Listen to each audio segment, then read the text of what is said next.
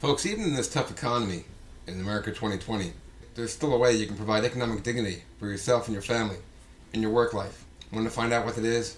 It's one of the two topics I'll be talking about today. Welcome to Balancing the Scales, the Economic Justice Report. This is your host, Vic Bernsdorf, and on today's show we're going to be talking about these two topics. We're going to be looking at the voting records of Senator John Barrasso and Senator Michael Bennet. And then we're going to be talking about the importance of the labor union movement.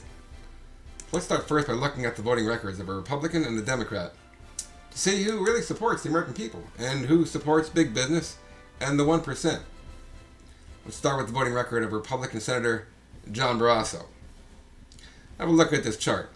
This chart is a compilation of Mr. Barrasso's complete voting record on a number of issues.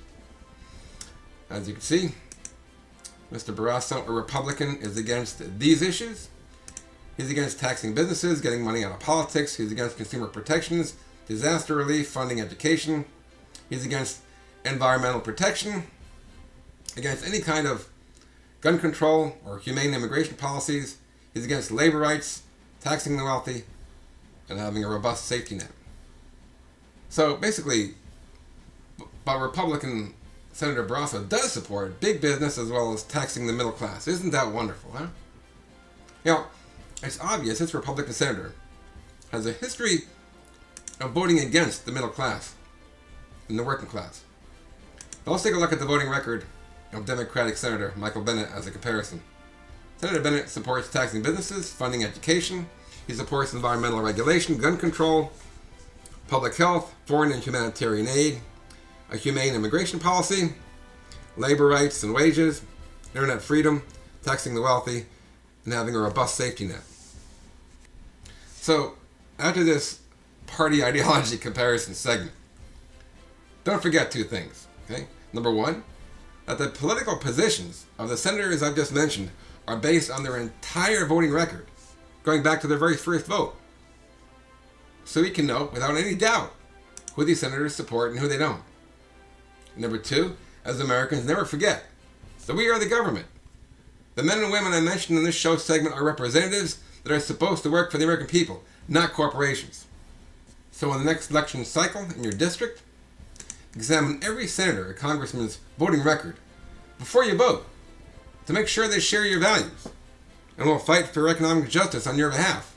And you can do that by going to, well, one site called politics.work.com to see who is on your side, because that website compiles the entire voting record going back to the very first vote. So you can easily come to your own conclusions as to who has your back and who doesn't. Okay, on to the next economic justice story.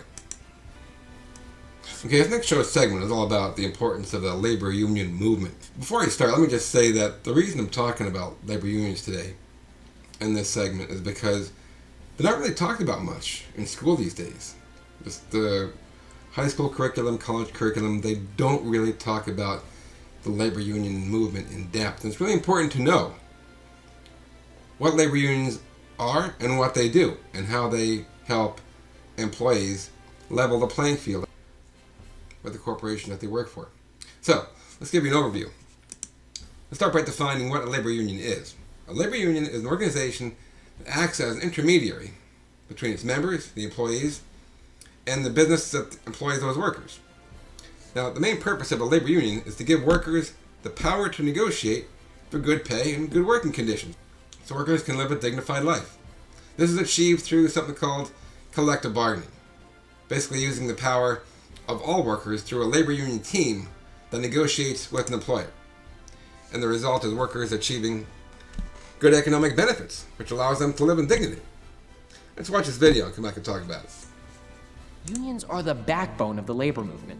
But what exactly did they accomplish? Well, for one, you can thank the labor movement for your work-free weekend. In the late 1800s, the average American worked as much as 100 hours a week. Unions held strikes to demand shorter work weeks and an 8-hour workday to make time for family and relaxation. The labor movement also protested child labor. Remember those black and white photos of children with dirty, sad faces wearing overalls and beanie caps? Those kids weren't playing outside, but they were working in factories. In 1881, unions demanded that businesses stop hiring kids under 14, and slowly but surely, measures against child labor caught on around the country. Eventually, all those protests got results. In 1938, Congress passed a law called the Fair Labor Standards Act, which set the 40-hour work week, regulated child labor, and set standards for minimum wage and overtime pay.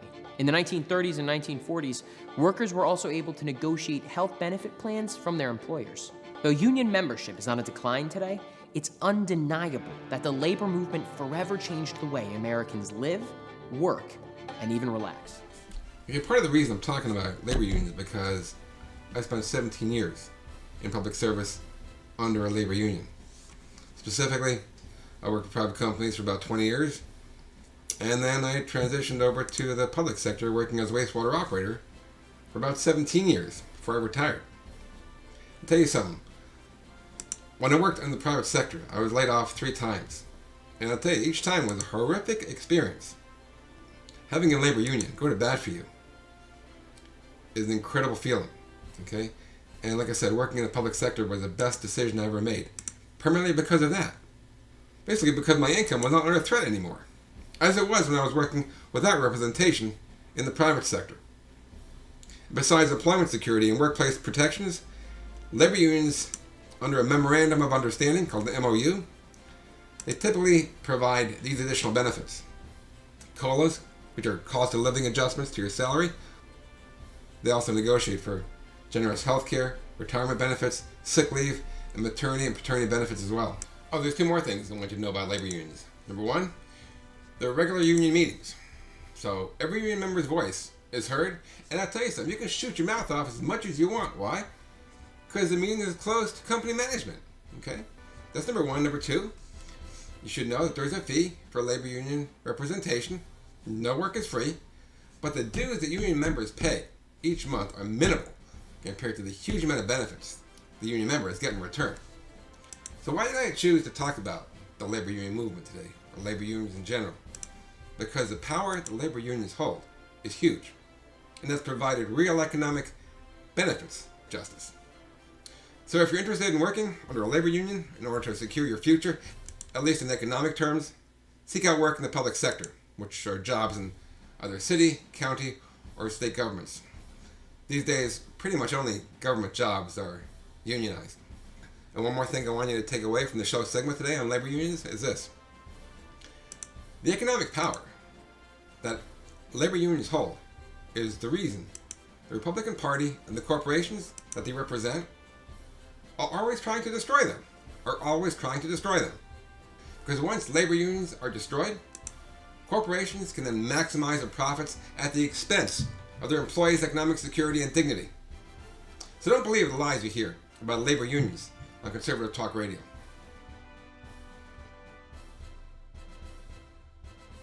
That's the show for today. Next week I'll be talking about these 2 topics. We'll be looking at the compilation of the voting record of Senator Richard Shelby and Senator Doug Jones. And also I'll be answering the question of exactly what is democratic socialism. Till next week, remember, you deserve the government you vote for.